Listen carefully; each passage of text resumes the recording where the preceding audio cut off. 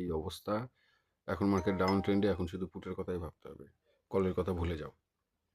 ছোটোখাটো মুভমেন্ট কলে যদিও বা আসে, স্ক্যাল্পিংয়ে হতে পারে, বড় কিছু স্টেবল মুভমেন্ট কলে হওয়ার সম্ভাবনা কোনো কিছু নেই, কারণ মার্কেটের অবস্থা খুবই খারাপ। গ্লোবাল মার্কেটের অবস্থা খারাপ না, কিন্তু আমাদের নিফটির অবস্থা খুবই খারাপ হয়ে গেছে এই মুহূর্তে। এটা যা কিছু হচ্ছে এখন সমস্ত কিছু ইউএসের জন্যই হচ্ছে। ডোনাল্ড ট্রাম্পের ট্যারিফের জন্য হচ্ছে, 500% ট্যারিফ বাড়াবে, তো যার জন্য নিফটির এই অবস্থা হচ্ছে, আমাদের ইন্ডিয়ান মার্কেটের এই অবস্থা হচ্ছে। শুধু নিফটি বলে নয়, সমস্ত কিছুই, ফার্মা, ফাইন্যান্স, যত সেক্টর আছে, কারণ এই আমাদের বেশিরভাগ জিনিসই ইউএসের উপরে ডিপেন্ডেবল, এক্সপোর্ট ইম্পোর্ট। তো সেই কারণে যদি এই সিদ্ধান্ত হয়ে যায় তো মার্কেট হয়তো আরও ডাউনেই যাবে।